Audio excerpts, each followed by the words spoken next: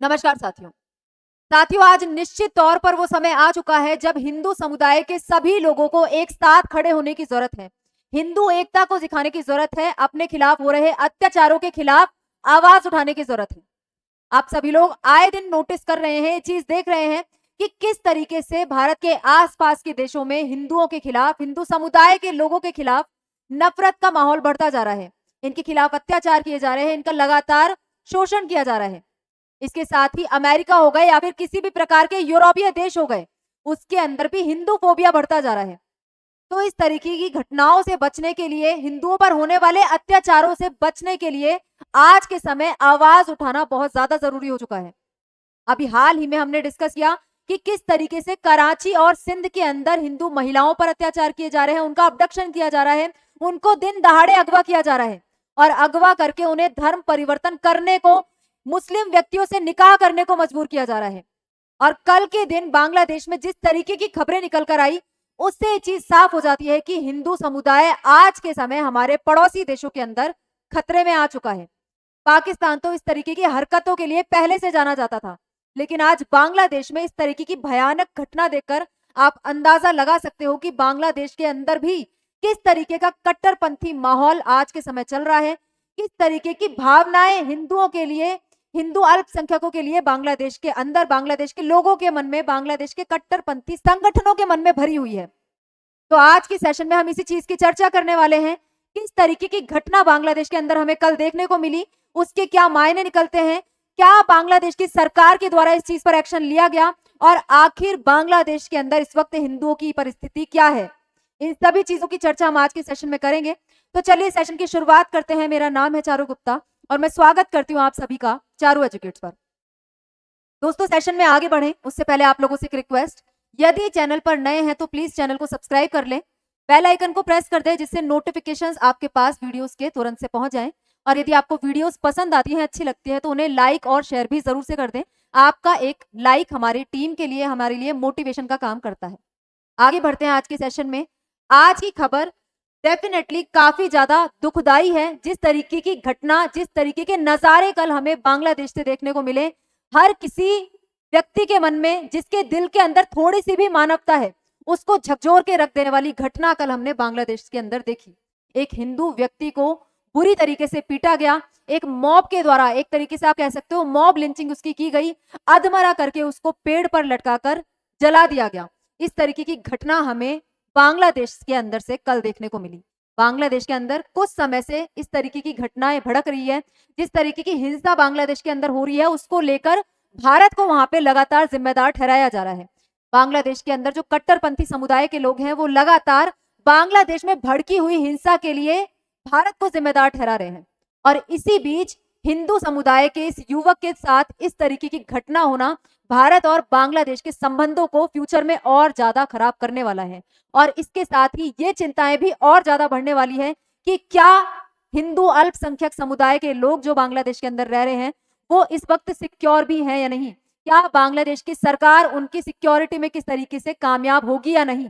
क्योंकि इस वक्त बांग्लादेश के अंदर हालात काफी ज्यादा खराब है। कट्टरपंथ चरम पर बढ़ता हुआ हमें बांग्लादेश के अंदर दिखाई दे रहा है। आप न्यूज यहाँ पे देख सकते हैं, इस तरीके की न्यूज बनती हुई हमें दिखाई दी जब दीपू चंद्र दास, जिस हिंदू व्यक्ति का नाम है, उसको जलाकर मार दिया गया एक भीड़ के द्वारा, जिसमें से ज्यादातर नौजवान थे। उनके द्वारा अल्लाह अकबर के नारे लगाए जा रहे थे। पहले इसको मोब लिंच किया गया, इसके ऊपर चढ़ के, कूद के, लात घूसों से इसको मारा गया, उसके बाद पेड़ पर लटकाकर इसको जला दिया गया। इस तरीके की बेरहमी वाली घटना यहाँ पे देखने में आई। आप लोगों ने यदि वीडियो देखा होगा तो आप जरूर से इस घटना की ग्रेविटी को समझ पाएंगे कि कितना जहर इन लोगों के मन में हिंदू समुदाय के प्रति भरा हुआ है। इस तरीके की एक वीडियो सामने आई, बांग्लादेश में हिंदू युवक को पीट कर मारा गया, बॉडी जलाई गई। हिंदूवादी नेता बोल रहे हैं वहां पे इस वक्त की कट्टरपंथी हमें देखना तक पसंद नहीं करते। बांग्लादेश के अंदर कट्टरपंथ इस वक्त लगातार बढ़ता जा रहा है। और यदि आप बात करोगे बांग्लादेश में हिंदू युवक के पीटे जाने की, तो उसको लेकर काफी समय तक किसी भी प्रकार की कार्यवाही सरकार के द्वारा नहीं की गई, बांग्लादेश की पुलिस के द्वारा नहीं की गई। लेकिन उसके बाद जब इनकी चारों तरफ से आलोचना होने लगी, बांग्लादेश की अंतरिम सरकार की आलोचना होने लगी, उसके बाद बांग्लादेश की सरकार के द्वारा यहाँ पे कुछ कुछ एक्शन लिए गए, कुछ लोगों को यहाँ पे गिरफ्तार भी किया गया, लेकिन आगे जाकर इनके साथ किस तरीके का व्यवहार होने वाला है हम सभी जानते हैं। कुछ सजा किसी तरीके की इनको नहीं होगी। ऐसे ही केवल दुनिया को दिखाने मात्र के लिए एक्शन बांग्लादेश की सरकार के द्वारा लिया गया है, क्योंकि यदि बांग्लादेश की अंतरिम सरकार इस मामले पर पहले से ही थोड़ी सी सजग होती तो ऐसी घटना ही देखने में नहीं आती। अब आप यहाँ पे देखो कि किस जगह पर यह घटना हुई थी। मेमन सिंह नाम से एक एरिया है बांग्लादेश के अंदर, जो आपको यहाँ पे दिखाई देगा। इस तरीके से इस एरिया के अंदर, इस शहर के अंदर ये घटना देखने में आई। यहाँ पे आप लोग घटना का डिस्क्रिप्शन देख सकते हैं, इसको आप लोग पढ़ सकते हैं कि एक जो हिंदू युवक है उसके ऊपर ईश निंदा का आरोप लगाया गया। अब ये पहली बार नहीं है ऐसा कि ईश निंदा का आरोप लगाकर इस तरीके से किसी हिंदू युवक को मारा जा रहा है। यहाँ पे पहले भी ऐसी घटनाएं बांग्लादेश के अंदर देखने में आई है। भारत के अंदर बांग्लादेश से जो शरण ली हुई लेखिका है तस्लीमा नसरीन, उनके द्वारा तो यहाँ तक कहा गया है कि बांग्लादेश की पुलिस के द्वारा खुद इस हिंदू युवक को कट्टरपंथियों को सौंपा गया था, क्योंकि दीपू के साथ जब यह हादसा हो रहा था उससे कुछ समय पहले तक दीपू पुलिस की हिरासत में था। ये हिंदू युवक पुलिस के घेरे के अंदर था और कहा जा रहा है कि पुलिस की हिरासत के अंदर होते हुए कट्टरपंथी से पुलिस से छुटाकर कैसे ले गए, ये बाहर कैसे चला गया, और इसके ऊपर जिस तरीके के ईश निंदा के आरोप पहले लगाए गए थे वो इसके सहकर्मी के द्वारा इसको झूठे आरोपों में फंसाया गया था। इस तरीके की बातें भी आज निकल कर आ रही हैं, क्योंकि दीपू के इस हिंदू युवक के अपने सहकर्मी के साथ कुछ तरीके के विवाद थे, जिसको लेकर इसके सहकर्मी के द्वारा ये अफवाह फैलाई गई कि दीपू या फिर इस हिंदू युवक के द्वारा पैगंबर मोहम्मद के बारे में अपमानजनक बातें कही गई हैं। और इस तरीके की बातों को सुनते ही ये सारी भीड़ उसके ऊपर टूट पड़ी, इसको मारना पीटना शुरू कर दिया गया। उसके बाद पुलिस ने दीपू को बचाकर अपनी हिरासत में ले लिया। तो मतलब दीपू पुलिस की हिरासत में था, इस हिंदू युवक के पुलिस की हिरासत में होते हुए एक बार फिर ये कट्टरपंथियों के हाथ कैसे लग गया और इसको इतनी बुरी तरह पीट कर मारा गया। तो पुलिस उस वक्त क्या कर रही थी, यहाँ पे इन सभी बातों को भी नजरअंदाज नहीं किया जा सकता। तो पुलिस का, सेना का इसमें किसी ना किसी तरीके का इन्वॉल्वमेंट जरूर है। और इस वक्त जिस तरीके की कार्यवाही पुलिस के द्वारा की जा रही है, दीपू के जो हमलावर हैं, इनको मारने वाले लोगों के खिलाफ जिस तरीके की कार्यवाही की जा रही है, उस पर भी यहाँ विश्वास नहीं किया जा सकता कि ये कार्यवाही पूरी तरीके से निष्पक्ष तौर पर की जा रही है। अब यहाँ पे ये जो घटना हुई, हिंदू युवक के साथ ये अत्याचार के मामले हुए, बांग्लादेश के अंदर पहले से ही हिंसाएं भड़की हुई थी और इस चीज को लेकर, हिंदुओं को लेकर और भारत को लेकर बांग्लादेश के लोगों के अंदर पहले से ही गुस्सा भरा हुआ था। वो बांग्लादेश के अंदर भड़की हुई हिंसा के लिए भारत को जिम्मेदार ठहरा रहे थे। बांग्लादेश के अंदर एक नेता है उस्मान हादी, उनकी गोली मारकर हत्या कर दी गई थी दिन दहाड़े, जिसको लेकर बांग्लादेश के लोगों का कहना था कि ये जो हत्या करवाई गई है, ये जो हमलावर थे भारत से आए थे, भारत का इसमें किसी तरीके का इन्वॉल्वमेंट है। भारत के अंदर बैठी शेख हसीना की पार्टी आवामी लीग इस घटना की जिम्मेदार है, इस घटना के अंदर शामिल है। इस तरीके की बातें कहते हुए इनके द्वारा लगातार विरोध प्रदर्शन किया जा रहा था। इसके साथ ही भारत के जो उच्चायोग हैं, भारत का जो उच्चायुक्त कार्यालय है, उसके बाहर भी रैलीज का आयोजन यहाँ पे इनकलाब मंच के द्वारा, छात्र संगठनों के द्वारा किया जा रहा था। इस रैली के दौरान इनके द्वारा तरह तरह की भारत विरोधी बातें भी कही गई, जिसको हम ऑलरेडी डिस्कस कर चुके हैं। भारत के 7 राज्यों को अलग तक करने की धमकी यहाँ पर दी गई थी।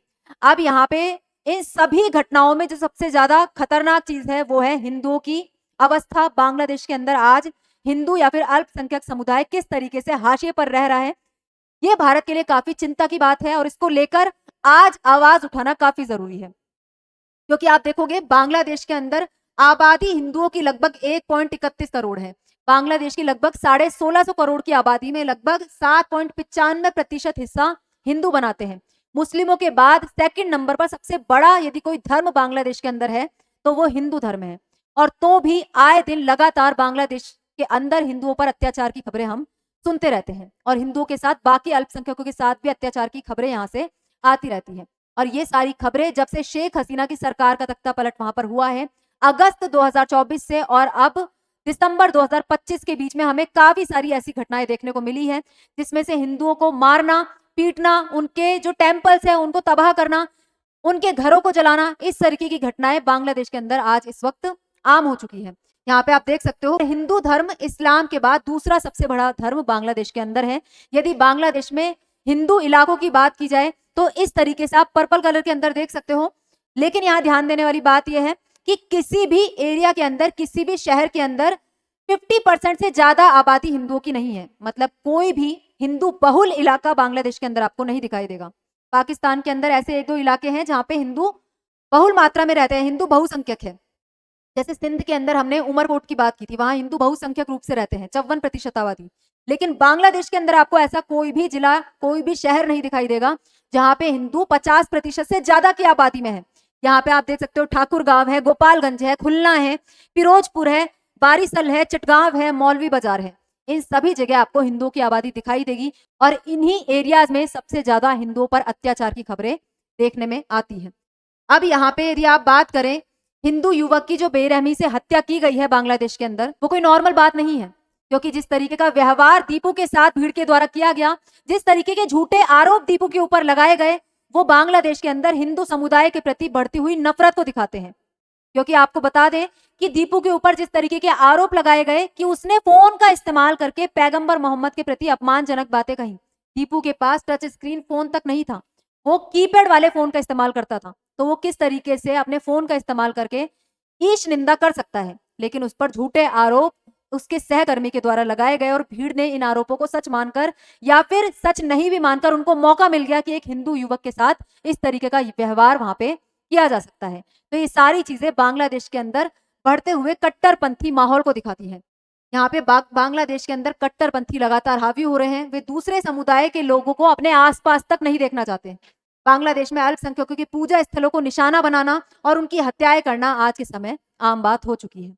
और बांग्लादेश में अल्पसंख्यकों के लिए इस वक्त अपना जीवन काटना मुश्किल हो गया है। आपके साथ कब क्या हो जाए, किस तरीके का व्यवहार हो, आपका जीवन सुरक्षित है या नहीं, ये चीज यहाँ पे कोई भी नहीं बता सकता। इस वक्त हिंदू समुदाय के नेता, हिंदू समुदाय के लोग बांग्लादेश में इतना डरे हुए हैं कि उनका ये कहना है कि हम घर से बाहर तक नहीं निकल सकते, घर से बाहर निकलने तक में हमको डर लग रहा है। और बांग्लादेश के लिए भारत के द्वारा भी एडवाइजरी जारी की गई है, भारत के विदेश मंत्रालय तक के द्वारा ये एडवाइजरी जारी की गई है कि बांग्लादेश में जितने भी हिंदू समुदाय के लोग हैं, जितने भी स्टूडेंट्स भारत से बांग्लादेश में पढ़ने गए हैं, वो अपने अपने घरों के अंदर रहें, अपने घरों से बाहर ना निकले, क्योंकि बांग्लादेश में हिंदुओं के लिए इस वक्त सिचुएशन ठीक नहीं है, भारतीयों के लिए सिचुएशन इस वक्त ठीक नहीं है। उनके साथ किसी भी तरीके की घटना, दुर्घटना देखने में आ सकती है। तो सोचिए आप, एक समुदाय विशेष के लोगों के लिए, एक देश के लोगों के लिए किसी दूसरे देश में रहना इतना खतरे का विषय बन जाएगा कि वो अपने घर से बाहर निकलने में डरने लगेंगे और वहां की सरकार हाथ पे हाथ धरे बैठी रहेगी। और कहीं ना कहीं सरकार के द्वारा सेना के साथ मिलकर इस चीज को बढ़ाया जा रहा है, भड़काया जा रहा है, जिससे कि हिंदू विरोधी माहौल बनाकर, भारत विरोधी माहौल बनाकर आगे आने वाले चुनावों में फायदा उठाया जा सके। सड़कों पर इस वक्त भीड़ है बांग्लादेश के अंदर, भीड़ लगातार भारत विरोधी नारे लगा रही है। जो मीडिया हाउसेस है उनको जलाने का प्रयास किया जा रहा है, भारत के उच्चायोग पर हमला करने का प्रयास किया जा रहा है। तो इस वक्त भारत विरोधी माहौल बांग्लादेश के अंदर लगातार देखने में मिल रहा है। मीडिया हाउस के ऑफिसेज में आग लगाने के अलावा भीड़ के द्वारा पूर्व राष्ट्रपति शेख मुजीबुर रहमान के पहले से ढाए गए घर के अंदर भी तोड़फोड़ की गई। इसके साथ ही चट्टग्राम के अंदर भारतीय उच्चायुक्त के घर पर भी पत्थर फेंके गए। तो आप देख सकते हो कि किस तरीके की सिचुएशन यहाँ पर है। इसके अलावा भीड़ ने अखबारों के ऑफिस जलाने का काम किया, पुलिस ने उनको रोका तक नहीं। लगातार आप देख सकते हो 2 बड़े मीडिया हाउसेस हैं, उनको यहाँ पे पूरी तरीके से बांग्लादेश में भीड़ के द्वारा जला दिया गया। पहले आपको दिखाई देगा अखबार प्रोथोम आलो का ऑफिस जलाया गया, दूसरा अंग्रेजी अखबार डेली स्टार का ऑफिस भी जलाया गया। और यहाँ पे इस अखबार के जो डायरेक्टर हैं उनका यहाँ पे ये कहना है, हम शाम को अखबार छापने की तैयारी कर रहे थे, तभी उस्मान हादी की मौत की खबर आई। मौत की खबर आते ही बाहर का काफी सारे लोग जमा हो गए अखबार के दफ्तर के बाहर और आगजनी करनी शुरू कर दी। अखबार के दफ्तर के अंदर काफी सारे पत्रकार मौजूद थे जिन्होंने बिल्डिंग की छत पर जाकर अपनी जान बचाई। ऑफिस में काम कर रहे पत्रकारों को तुरंत भागना पड़ा, अगर कुछ ही मिनटों की देर हो जाती तो अनहोनी हो सकती थी। 27 साल के इतिहास में पहली बार हुआ है कि हम अखबार पब्लिश नहीं कर सके। तो हालात इस वक्त बांग्लादेश में किस तरीके के हैं आप लोग खुद अंदाजा लगा सकते हैं। हालांकि इस वक्त हालातों को कुछ हद तक काबू में लाया जा सका है, लेकिन आने वाले समय के अंदर भी हालात काबू में बने रहेंगे, इस बात की गारंटी नहीं दी जा सकती, क्योंकि 12 फरवरी को बांग्लादेश के अंदर चुनाव ड्यू हैं और जब तक वहां पे चुनाव नहीं हो जाते तब तक राजनीतिक तौर पर प्रेरित हिंसा वहां पर भड़कती रहेगी। हिंदू कम्युनिटी के खिलाफ, अल्पसंख्यकों के खिलाफ अत्याचार बांग्लादेश के अंदर होते रहेंगे, जैसे शेख हसीना की सरकार के तख्ता पलट होने के बाद से लगातार होते हुए आ रहे हैं। तो इसलिए हिंदू कम्युनिटी को, भारत की सरकार को, इंटरनेशनल कम्युनिटी को यहाँ पे जागने की जरूरत है। हिंदू समुदाय के खिलाफ, अल्पसंख्यक समुदाय के खिलाफ हो रहे अत्याचारों के खिलाफ आवाज उठाने की जरूरत है। आप लोग इस विषय पर क्या मानते हैं?